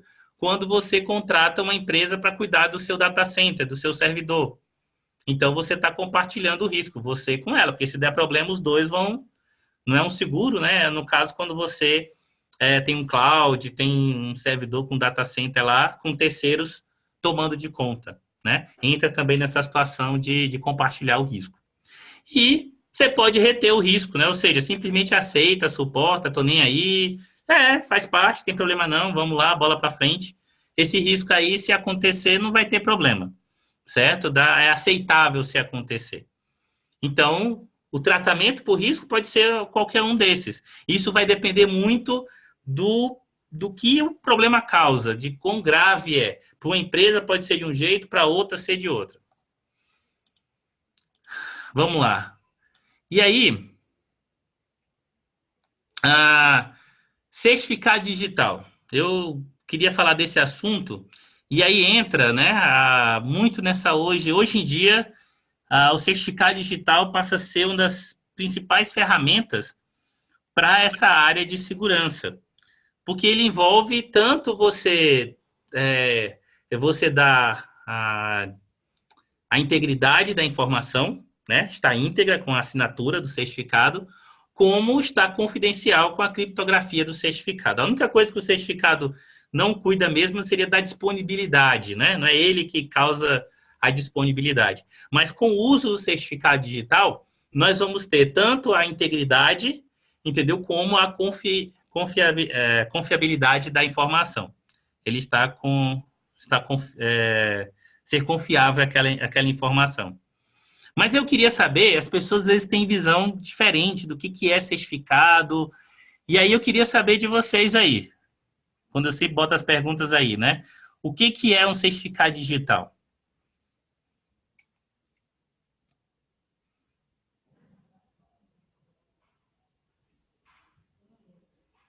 Alô? Certificado digital? Vamos lá, participação. Professor, eu acho que o certificado digital é um conjunto de uma chave privada, assim e um token. Uma chave privada e um token. Isso, para efeitos de criptografia assim. Muito bom. Tá nesse rumo. Quem dá mais? Então, professor, na minha opinião, também segue essa mesma linha, que é como se fosse um CPF, né? Você tem uma identificação única ali. Como se fosse um CPF, identificação única. O que mais? Chave pública algo que também. É um par de chave privada e pública que vai permitir que você assine os documentos que você gera e que você receba documentos criptografados que você receba criptografado. Muito bom. Quem falou? Daniel. E Daniel, só uma pergunta. E, por exemplo, se você me manda a sua chave pública, como é que eu sei que essa chave pública é sua? Aí já é outra questão. Aí eu acho que já tem questão de confiabilidade, né? Você pode ter um diretório que outras pessoas vão assinar a sua chave. Você pode ter festas de assinatura que o pessoal faz com chaves do tipo PGP, por exemplo. Reúne todo mundo e um certifica pessoalmente a chave do outro. Aí você vai ter um diretório. PGP, ou você vai ter uma unidade certificadora, ou Serasa, alguém que... Serasa, não. Do negócio do governo, esqueci o nome. Sim, do que vai certificar para você, Serpro, né? Que vai certificar para você. Você vai comprar, você vai mandar seus documentos, ele vai gerar para você e garantir que você é você. Garantir que você é você. Muito bom. É o que eu ia colocar. O certificado, a meu ver, é algo que... O certificado digital é algo que garante que a pessoa natural é uma chave, um conjunto de chaves que garante que a pessoa natural uma pessoa natural se torne uma assinatura digital. Ela consiga levar para o ambiente digital a sua personificação natural. E aí envolve esse conjunto de garantias, né? Ou garantia por um terceiro, ou por um grupo, que é o caso de blockchain, né? Que garante uma certificação por um grupo de pessoas, ou um grupo de assinaturas em rede e tal. Tem vários instrumentos de garantia, né? Mas o princípio que eu entendo é que seja a pessoa natural, um instrumento que garanta que a pessoa natural se posicionou, ou assinou, ou validou aquele documento online. Entendi. Não, muito bom. Tudo que vocês falaram faz parte, né? Mas aí, por exemplo, quando você fala em pessoa, por exemplo, quando eu tenho aqueles sites que são HTTPS, ali eu tenho um certificado digital? Sim. Agora você me apertou. Acredito que sim. E ali é uma pessoa? Sim. Não, eu acho que o certificado não é só para certificar uma pessoa, para certificar qualquer entidade, porque a gente também pode falar de negócios máquinas para máquinas, é máquina conversando com máquina, então vou ter um certificado para uma máquina autenticar em outra máquina e realizar alguma ação. Muito bom, muito bom. É verdade, é verdade. Não é só para pessoa natural mesmo. Não é só para pessoa. Pode ser para máquina, pode ser para empresa, né? Pessoa. Exatamente. Como o SNPJ, né? O SNPJ é para uma empresa, não é para uma pessoa. Muito bom. Aí, olha só. Certificado digital, eu gosto sempre de explicar ele, para a gente entendendo a base dele. Então, a primeira coisa da base do certificado digital é a criptografia. Essa é a primeira coisa da base do certificado digital. Então, ele surgiu com a ideia de criptografia. Certo? Ele surgiu com essa ideia de criptografia. E aí, como vocês falaram, entendeu? Você tem a criptografia assimétrica, que é a que tem um par de chaves, né? Chave pública e chave privada. Mas existe a criptografia simétrica. Certo? Existe a criptografia simétrica. E aí, pergunta de vestibular, pergunta difícil. O certificado digital usa qual dessas duas? O certificado digital usa a pública, a assimétrica. Você tem um par público e privado. Mas geralmente ela é muito onerosa para o computador. Você usa ela para trocar uma chave privada, uma chave simétrica, para depois realizar a conversa. Então, qual é que o certificado digital usa? Usa a assimétrica. Tem a assimétrica. Mas será que ele usa também a assimétrica? Usa as duas, professor. Ele faz um as duas. Ele usa depois... a assimétrica para trocar a assimétrica, para trocar a chave simétrica. Exatamente. Então, por exemplo, quando você manda algo criptografado com um conjunto, né, de certificado digital, né, um padrão, né? Você tem um padrão de certificado digital, como o colega falou, né, o PGP, né? Você tem o X512, que é que a gente mais usa, né? Esse da ICP Brasil e tal. Então, eles têm o quê? Eles têm as duas, a simétrica e a assimétrica. Como ele falou, a assimétrica ela é muito onerosa. Para você poder criptografar, por exemplo, um documento, um texto, um e-mail, para você criptografar ela com a assimétrica, o processamento é muito alto. Então, o que normalmente um padrão de certificado vai fazer? Ele vai inventar uma senha grande e vai usar a assimétrica, criptografa com ela. Depois ele pega essa senha grandona e criptografa com a assimétrica. E aí ele manda as duas coisas, manda o criptografado com a senha, entendeu? E manda para lá. Chegando lá do outro lado, com a chave oposta, ele consegue descriptografar a senha simétrica e aí ele vai conseguir descriptografar o documento. Então, num padrão de certificado, a gente vai ter as duas, né? Ou seja, quando a gente pensa, não é só uma. Certificado não envolve só ali as chaves pública e privada, eles envolvem tudo, é todo um conjunto, né? Então, quando você pensa, por exemplo, em par de chaves, por exemplo, acho que alguém botou, não, foi SSL, mas, por exemplo, o SSH, né? Você vai acessar um servidor com SSH. Lá você só precisa do par de chaves assimétrico, entendeu? Que ele usa só para poder fazer ali, estabelecer a autenticação da comunicação, entendeu? Então, às vezes não é tão complexo, né? Não vai ser mais simples ali. Ou tem coisas que vai utilizar só a simétrica mesmo, a criptografia simples mesmo. Mas, quando, por exemplo, do Word, né? Quando você bota a senha no Word, ele criptografa com a simétrica, né? Só para poder ali, você depois botar a senha e descriptografar ele. Aí, o que vai acontecer? Mas o padrão de certificado digital já usa todos esses, usa as duas, porque cada uma vai ter a sua vantagem e desvantagem ali dentro do padrão. Aqui eu botei um exemplo, ó.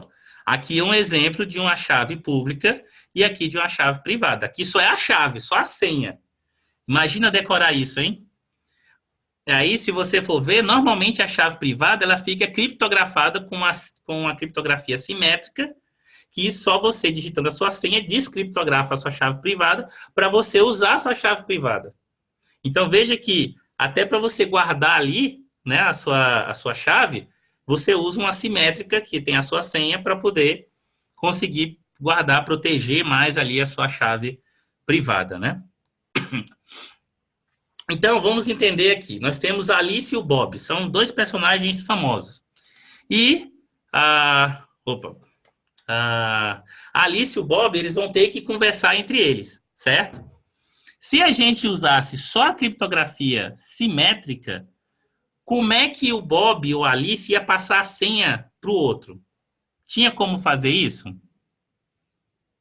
Ficaria difícil, né, dele passar a senha para o outro.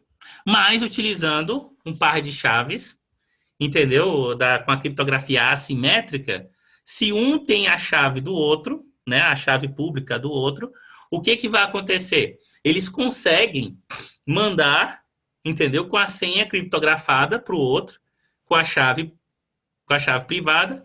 Do outro lado, com a chave pública, ele consegue...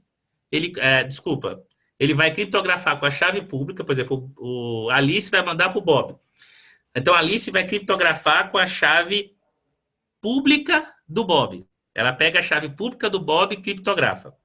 E aí manda, ou seja, só o Bob que tem a privada é que vai conseguir descriptografar aquilo. Porque a Alice usou a chave pública dele. Então, só ele vai poder descriptografar aquela informação. Já no caso do Bob mandando para a Alice, ele vai fazer o contrário. Ele pega a chave pública da Alice e manda. Beleza, mas aí entra o ponto que eu até perguntei, como é que eu passo a chave pública de um para o outro para poder confiar? E aí que entra o quê? A assinatura digital. Não, desculpa, vou explicar a assinatura para explicar a assinatura do certificado. A assinatura, ela já é diferente. Quando você assina um documento, você assina com a sua chave privada, e aí todo mundo que tem a sua chave pública, vai poder verificar que aquela sua assinatura é verdadeira. Então, quando você assina, você não vai criptografar o documento todo. Você vai fazer apenas um hash daquele documento e você criptografa com a sua chave privada aquele hash. E aí todo mundo vai poder descriptografar mas eu acho que o hash e eu saber estava que numa está reunião certo. super importante lá de tarde. Oi? A reunião? O que tem? Desculpa, professor. Meu áudio está aberto. Desculpa. Então, aí, o que vai acontecer? Então, com isso, você consegue assinar. Então, a assinatura é o quê? Pegar o documento, gerar o hash dele, e aí você criptografa com a chave privada aquele hash. Então, aqui que entra, como é que você faz para garantir que uma chave pública, entendeu? Entendeu? Para garantir que a chave pública, entendeu? Ela é válida. Você vai ter que ter uma autoridade certificadora, né? Ou seja, o que é autoridade certificadora? É o terceiro confiável. Então, tem a Alice e o Bob, eles dois confiam, entendeu? Numa autoridade certificadora. Então, essa autoridade, ela vai assinar a chave pública do Bob e assim vai fazer com que a Alice possa confiar que essa chave pública é realmente do Bob, porque a Alice confia na autoridade certificadora. Agora, como ela faz para saber que a autoridade certificadora é válida, aí é outros 500. É uma questão de confiança. Ela aceita, simplesmente confia. Por exemplo, nós vamos ter a ICP Brasil, certo? A ICP Brasil é a autoridade certificadora brasileira. E, por lei, passamos a confiar nela. Ou seja, o ITI, né, que é o Instituto lá do Brasileiro de Tecnologia de Informação, ele garante todo um mecanismo de segurança para poder garantir as assinaturas, garantir que os certificados emitidos, que o certificado vai ser o quê? Essa chave pública com a assinatura feita pela ICP Brasil, são válidos, são de confiança. Então, o que vai acontecer? Quando nós temos juntando essa chave pública com a assinatura do terceiro confiável, a gente passa a ter o certificado. A gente passa a poder confiar naquela chave pública. Então, assim, quando você emite um certificado, eu posso pegar aqui, pega o programa OpenSSL e a gente pode criar o certificado, assina e faz e monta tudinho. Eu posso gerar certificados e mandar para vocês. Só que aí entra o quê? A confiança. Então, por exemplo, se nós somos um grupo aqui e eu mandei para vocês os certificados e vocês estão confiando aqui, vamos utilizar os certificados nessa classe, nessa turma. Então, vai ser válido o certificado, vai funcionar, tudinho. Vocês deram o voto de confiança da emissão desse certificado. Porque eu emiti para cada um, né? Então, vocês sabiam, eu peguei pelo nome de cada um, tá tudo emitido certinho. Então, passou a ser confiado. Né? Até a gente chama de PKI, né? Que seria uma ICP em português ou PKI em inglês, que é quem emite os certificados ali. Então, por exemplo, uma empresa pode ter a própria estrutura dela de emissão de certificados. Só que aqueles certificados vai ter o âmbito de validade aonde? Vai ter o âmbito de validade dentro da empresa. Ou seja, quem está lá fora não confia, então não vai ter valor lá. Aqui, quem estiver fora da turma não vai ter valor, não vai confiar, não vai valer o certificado. Então, o certificado está muito ligado a esse terceiro confiável aqui. Quando você instala o navegador, por padrão, ele já instala para você vários, entendeu? Autoridades certificadoras que o navegador confia. Não é você, é o navegador que confia. E você, por confiar no navegador, você passa a confiar naquelas autoridades certificadoras. Mas, por exemplo, se eu for lá no seu computador e eu instalar a minha autoridade certificadora, eu instalei lá, fui lá, você não viu, e eu instalei a minha autoridade certificadora. E aí eu fiz um site falso e emiti um certificado para aquele meu site falso lá. E você acessou o site e vai ter o HTTPS. Será que o navegador vai reclamar alguma coisa? Ele vai reclamar que aquele certificado ali que eu emiti não é válido? Será que ele vai reclamar? Não vai reclamar. Por quê? Porque eu instalei no navegador dizendo, ó, agora você confia nesse certificado. Agora você confia. Então, tudo está envolto nesse terceiro confiável. Esse cara que vai assinar e você vai confiar, entendeu, que aquela chave é válida. Um outro exemplo, né, porque nós temos esse padrão, que ele é centralizado. Você tem a autoridade certificadora central. Mas existe padrões de certificado que a autoridade certificadora é descentralizada, como o exemplo do PGP, que o colega falou. O PGP, você assina o certificado dos outros. Você vai assinando o certificado dos outros.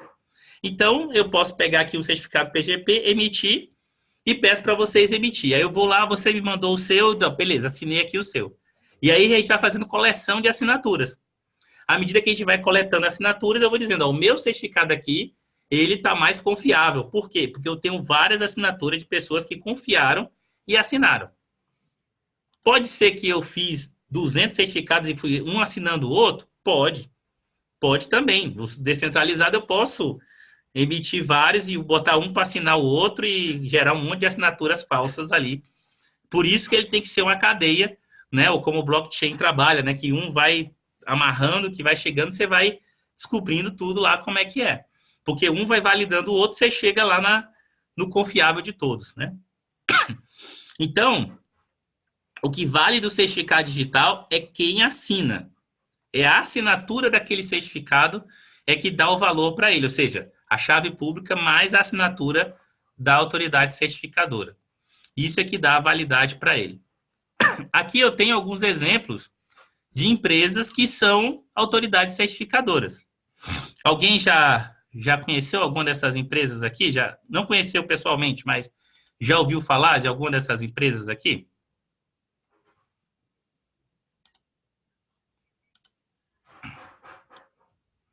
Então, sim, né?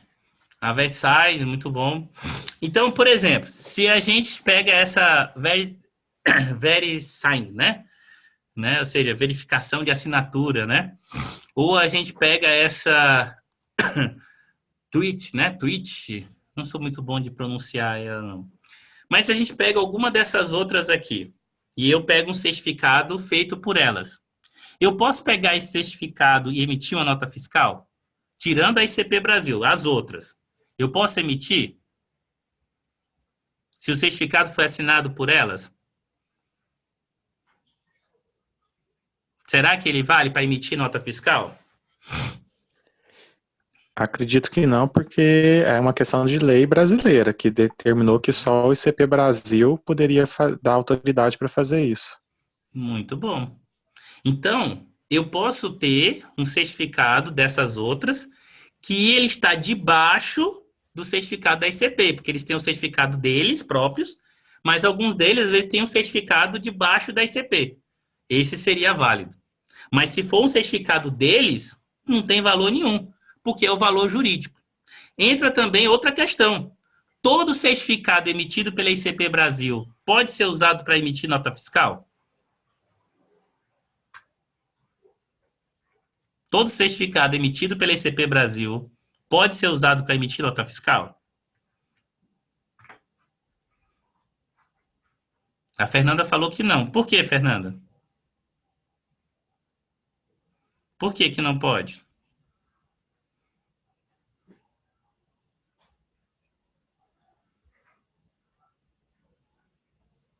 Tem que ser um certificado específico, né, Alisson?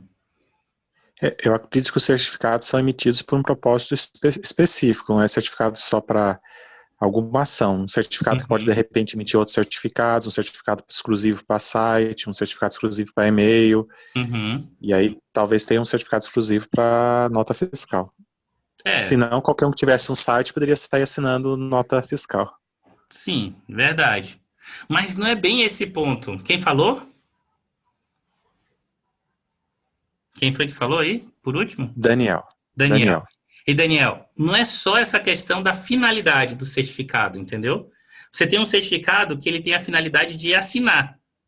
Se o certificado pode assinar, entendeu? Porque eu concordo, servidor não é para assinar, mas eu tenho um certificado que pode assinar. Tá entendendo?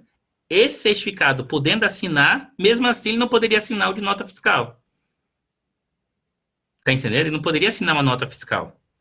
Por quê? Porque só pode assinar os de nota fiscal aqueles que são da ICP, mas que estão debaixo da Cefaz. Da Secretaria da Receita Federal. Da Cefaz, né? Só os que estão debaixo da Cefaz, que vai ser os que ela dá o nome de SCPF, SNPJ, né, NFE e tal, que são os que ela tem. Então, um SNPJ e um ENFE, que é emitido por ela, né, que representa a empresa ali, é que pode assinar. E um SCPF, se for, depende do tipo de empresa, né, aquela empresa, pelo tipo de empresa também o certificado SCPF pode também assinar individual, né, empresa individual, ele vai poder também assinar. Mas só os certificados que estão abaixo da cadeia da Cefaz.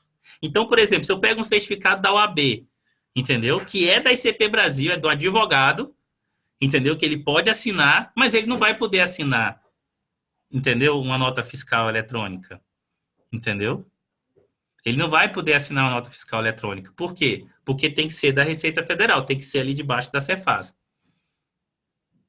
Entendeu? Então, tem também toda essa coisa. A gente tem os certificados que são emitidos para o Palácio, tá entendendo? Lá da Presidência da República, certificados que são emitidos, como eu falei, para a OAB, certificados que são emitidos para vários grupos. É da ICP Brasil, faz parte da cadeia da ICP Brasil, mas não é para emissão dessa parte de documentos, essa parte de nota fiscal, né, de documentos fiscais, né? Não é para emissão de documentos fiscais, nem para fazer nada fiscal ali. Então, só esses que são. Então, depende da cadeia, depende de quem ele está abaixo, que vai dar autoridade para poder ser feito aquilo, que vai ser válido para aquilo. Então, veja que mesmo você tendo a autoridade certificadora raiz, mas você tem uma cadeia que vai para caminhos diferentes, para finalidades diferentes, semelhante ao que o colega falou. Só sobre a questão que vocês estão falando de A1 e A3, A1 e A3, no início, ele se referia à validade dele. A1 era para 1 ano, A3 para 3 anos. Entendeu? Então, assim, foi apenas uma nomenclatura que no Brasil, da ICP, eles fizeram para ajudar as pessoas a entender, porque os certificados podem ter qualquer validade. Quem emite o certificado, ele dá a validade daquele certificado. Ó, seu certificado é válido por tanto tempo. Ele dá a validade do certificado. Para facilitar, o pessoal da ICP Brasil, eles criaram esse padrão. Ó, certificado de 1 ano vai se chamar 1, certificado de 3 anos vai se chamar 3. Aí ele falou o seguinte, ó, para botar em equipamento digital, em token, né, equipamento de criptografia, eu só coloco se for A3, entendeu? A1 não é para colocar, A1 é para ser de arquivo, ou seja, eu não vou fazer um certificado de arquivo por 3 anos, vai ser por 1 ano. E o certificado de equipamento vai ficar por 3 anos. Ah, tá bom. Só que com o tempo eles foram flexibilizando isso também. Arquivos que valem menos tempo, mais tempo, equipamento que vale. Então, assim, acabou mudando um pouco isso, né? Não ficou tão rígido essa regra. Mas, assim, a ideia é essa, que a 1 vai ser para arquivo, para valer por 1 ano. Então, você tem o certificado a nível de arquivo e quem vai fazer a criptografia é o computador. Quando você tem o A3, ele vai estar num token e o token ele vai fazer a criptografia dentro do próprio token. Então, a chave privada não sai de dentro do token, de dentro do equipamento de criptografia.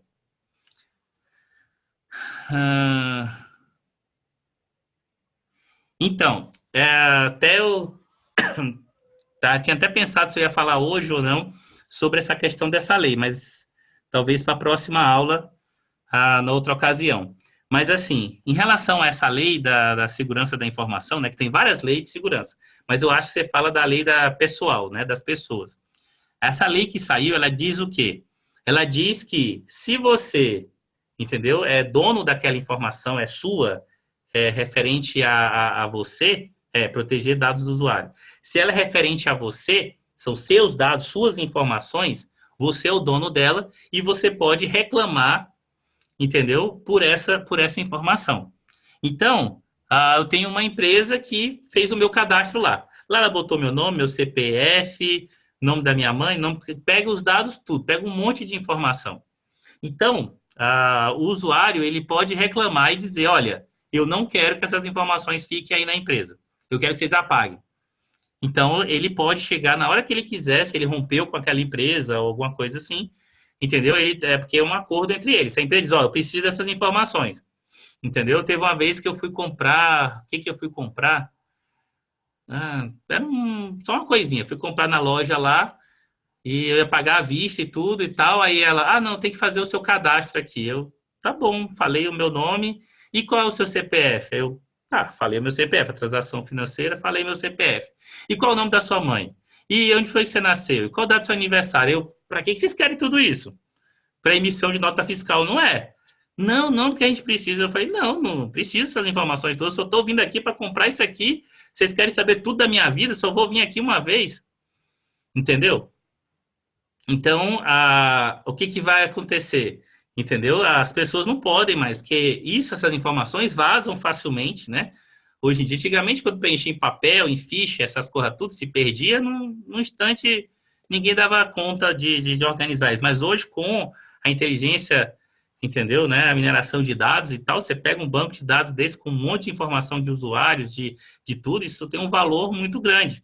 Então, na era da informação. Então, você tem que saber poder controlar isso, chegar para a empresa e dizer assim, eu quero que você apague tudo que você tiver sobre mim. E a empresa tem que ter um sistema que garanta que vai apagar tudo isso. Então, você não é obrigado a ter. E tem também que você pode selecionar o que você quer passar de informação para a empresa também. Então, basicamente é isso. Mas eu acho que a gente poderia até discutir mais isso, trazer mais ideias sobre isso, sobre essa lei. Bom, o que nós temos também em relativo ao certificado digital? É a revogação. E isso as pessoas pouco sabem sobre a questão da revogação. O que é a revogação? Você, antes do seu vencimento do seu certificado, você avisa, entendeu, para a empresa que que emitiu o certificado para você e diz, olha, eu quero revogar, eu quero que esse meu certificado não seja mais válido. Então, a empresa, entendeu, ela vai guardar a data que você solicitou isso, guardar lá essa informação.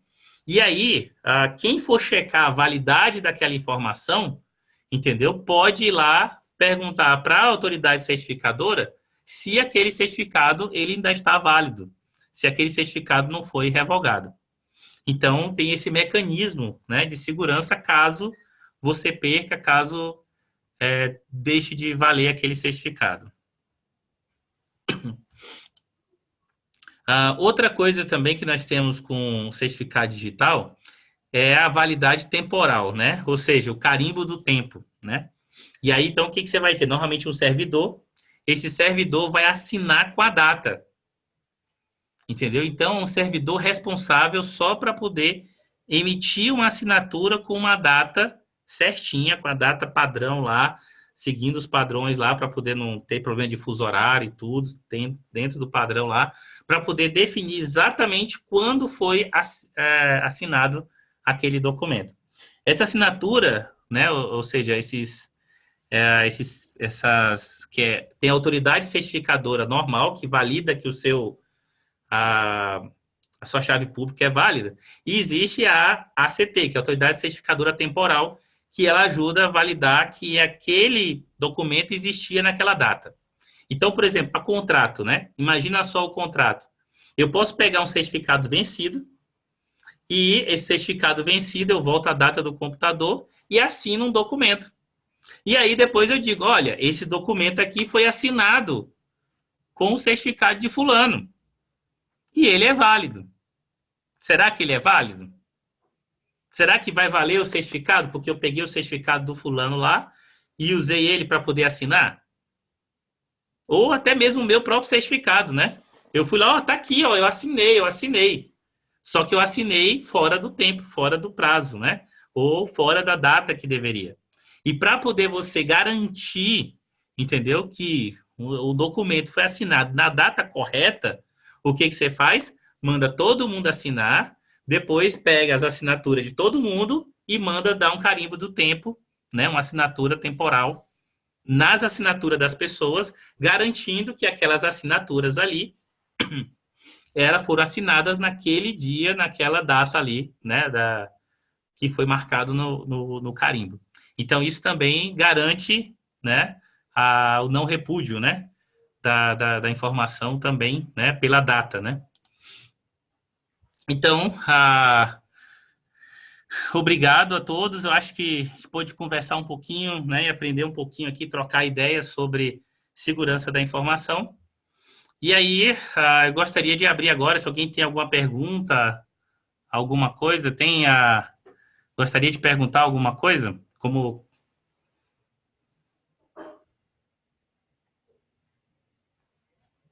Alguma pergunta? Alguma coisa? Algum comentário?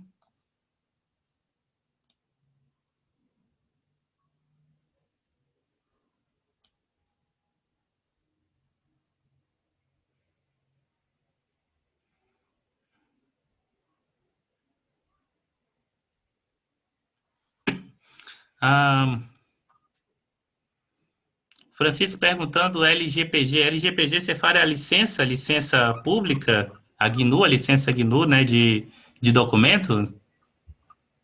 É isso, Francisco? Lei Geral de Proteção dos Dados. Ah, tá, Lei Geral. Parecia com a sigla lá da... Então, a Lei Geral de Proteção dos Dados é essa que eu comentei. A Lei Geral de Proteção dos Dados.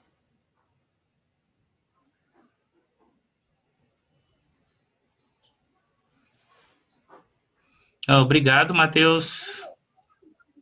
Muito bom, professor. Só parabenizar o senhor, porque a aula foi bem dinâmica, bem...